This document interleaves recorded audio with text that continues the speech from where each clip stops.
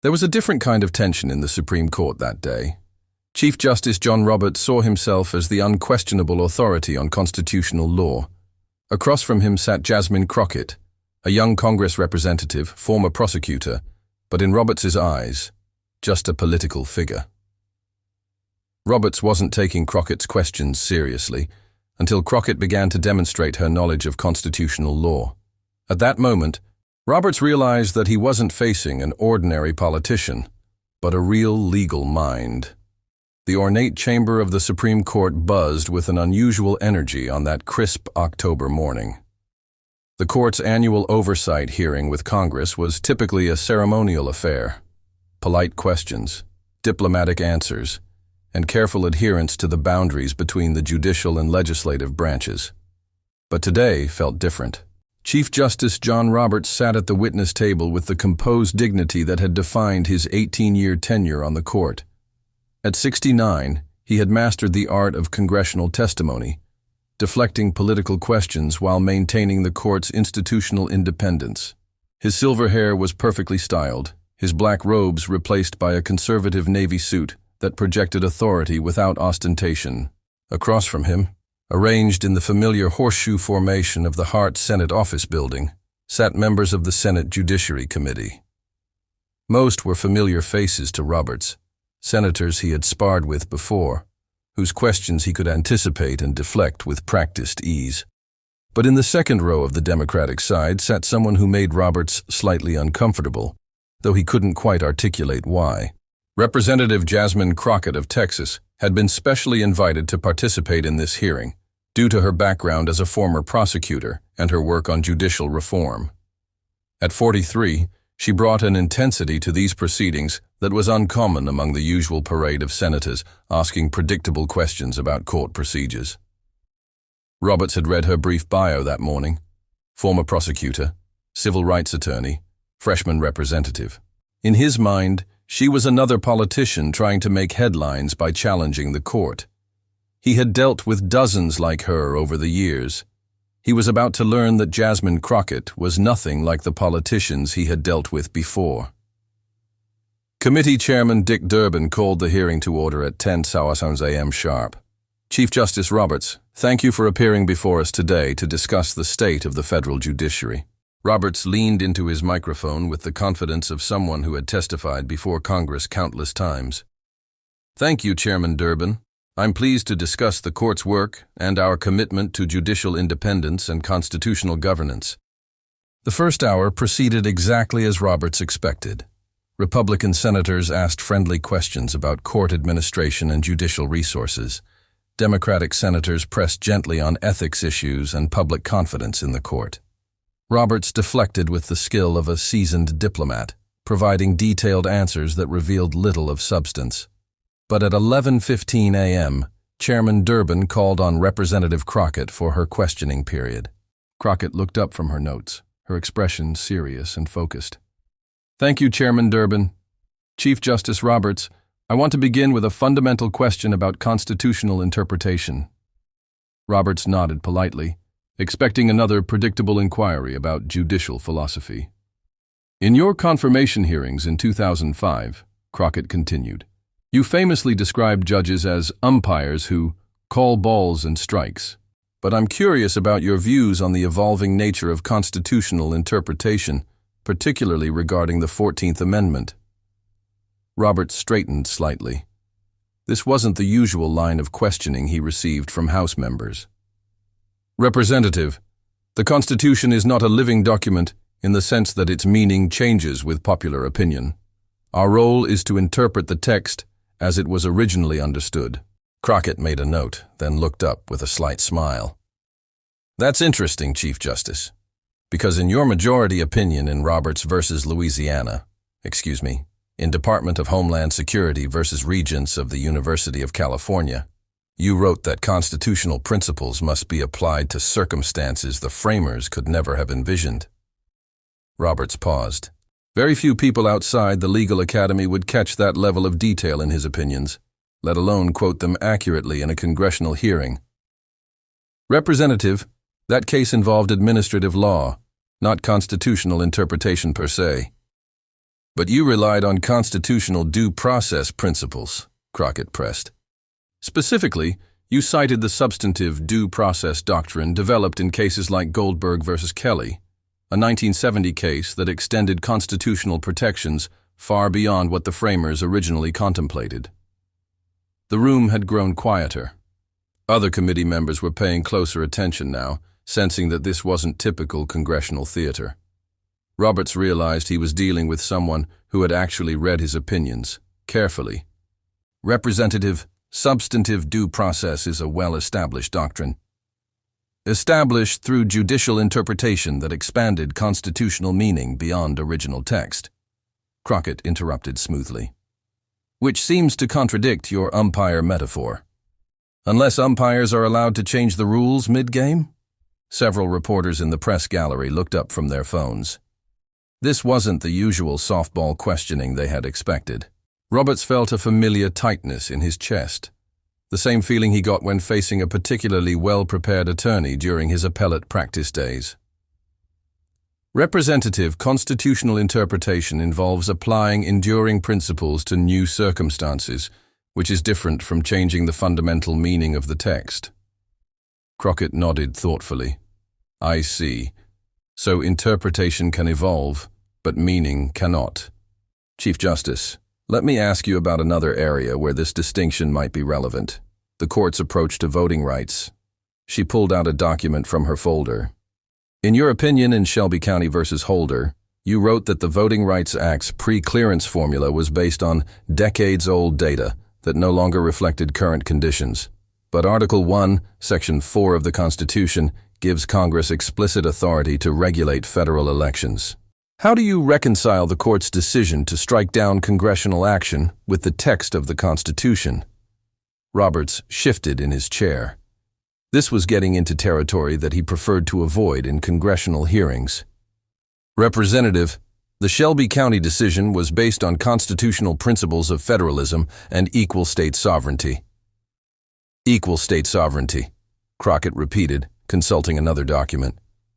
That's interesting, because that doctrine doesn't appear anywhere in the constitutional text.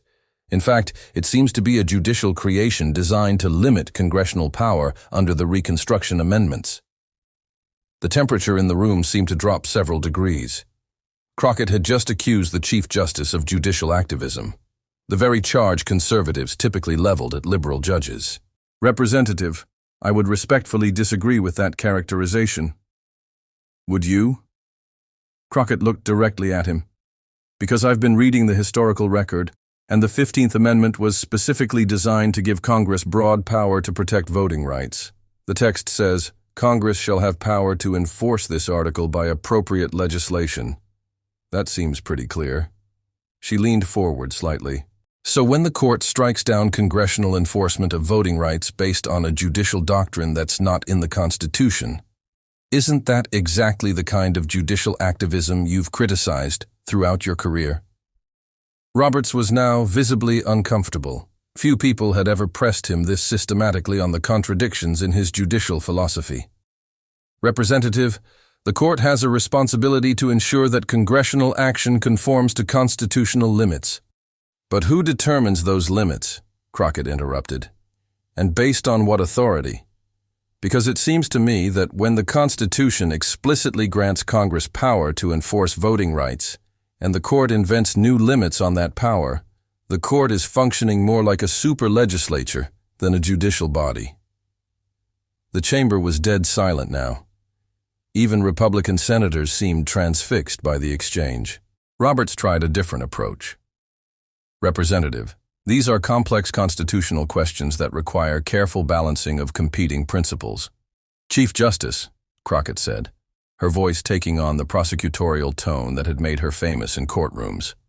With all due respect, that sounds like exactly the kind of judicial activism you've spent your career criticizing. The Constitution isn't complex on voting rights. It's quite clear that Congress has broad enforcement power. She pulled out another document. In fact, in your own law review article from 1982, you wrote that judicial restraint requires courts to defer to congressional judgment in areas where the Constitution grants explicit legislative authority. What changed between 1982 and your opinion in Shelby County? Roberts looked like someone who had walked into an ambush. Representative, my views on constitutional interpretation have evolved based on... Evolved, Crockett repeated with a slight smile. So your constitutional interpretation can evolve, but the Constitution itself cannot? That seems like a convenient distinction. Several Democratic senators were now looking at Crockett with open admiration. She had managed to pin down the Chief Justice in a way they had never seen before. Roberts gathered himself and tried to regain control of the exchange. Representative, I think there's a fundamental misunderstanding here about the role of judicial review. Actually, Chief Justice, I think I understand judicial review quite well, Crockett said calmly. Marbury v. Madison established the court's power to review the constitutionality of government action. But it didn't establish the court's power to rewrite the Constitution based on contemporary political preferences. She gestured to her documents. And that's what concerns me about recent court decisions. Whether it's voting rights, reproductive freedom, or environmental regulation, the court seems to be substituting its policy preferences for constitutional text and congressional authority. Roberts was clearly struggling now. Representative, the court doesn't make policy, doesn't it? Crockett's voice sharpened. When the court strikes down democratically enacted laws based on constitutional principles it invents, like equal state sovereignty, how is that different from making policy? She leaned back in her chair, but her gaze remained focused on Roberts. Chief Justice, you've built a career on criticizing judicial activism and promoting judicial restraint. But your court has been one of the most activist in American history, striking down federal laws at unprecedented rates and creating new constitutional doctrines that limit democratic governance. The accusation hung in the air like smoke. Representative, Roberts said, his voice strained, I would strongly dispute that characterization of the court's work. Would you? Crockett opened another folder. Let me share some numbers with you. In the 17 years since you became Chief Justice, the court has struck down or significantly limited 47 federal statutes. By comparison, in the 17 years before your tenure, the court struck down 23 federal statutes. She looked up at him. That's more than double the rate of judicial intervention in democratic governance. For a court committed to judicial restraint, that seems like a lot of activism. Roberts had no ready response. The statistics were devastating in their simplicity. Crockett wasn't finished. And here's what's particularly troubling about this pattern.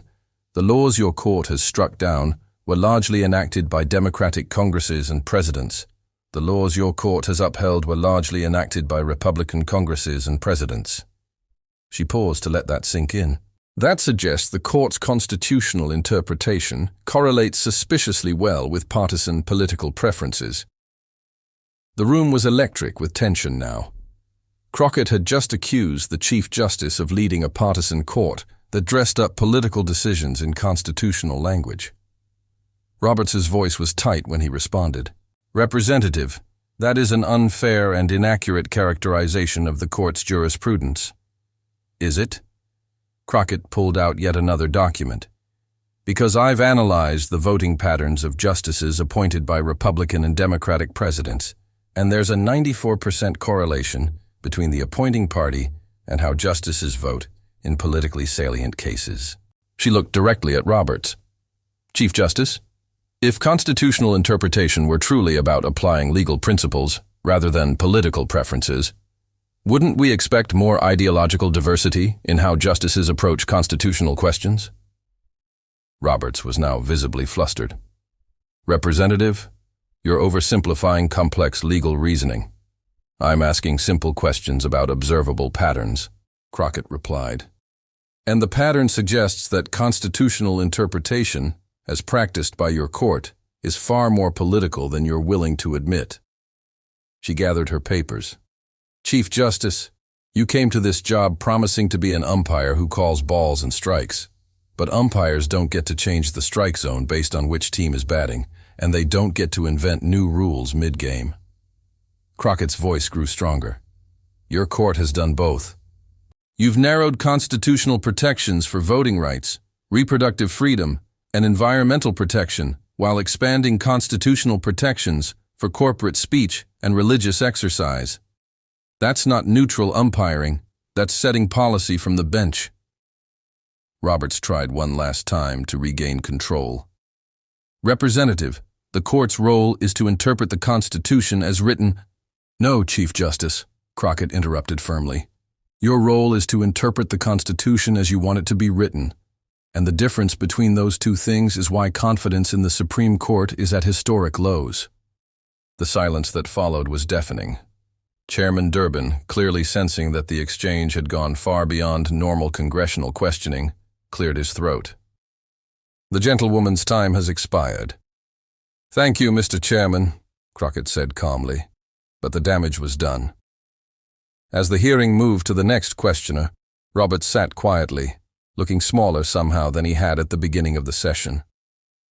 The confident Chief Justice who had entered that morning had been systematically dismantled by a freshman representative who had done something no one else had managed.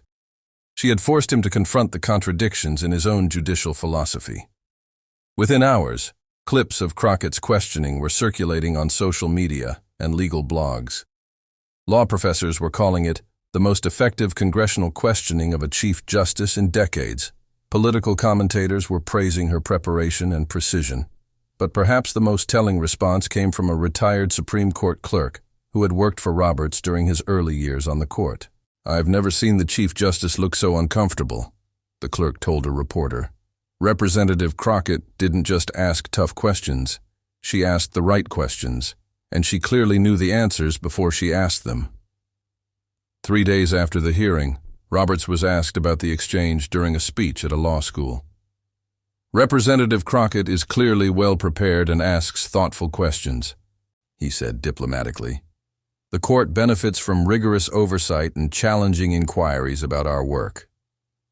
It was the closest thing to a concession anyone had ever heard from John Roberts. Because in the end, what Jasmine Crockett had accomplished wasn't just impressive congressional theater, it was a masterclass in how to hold power accountable. She had proven that the most effective oversight doesn't come from grandstanding or political attacks, but from careful preparation, detailed knowledge, and the courage to ask uncomfortable questions. And she had reminded everyone watching that no institution, no matter how prestigious or powerful, should be beyond the reach of democratic accountability.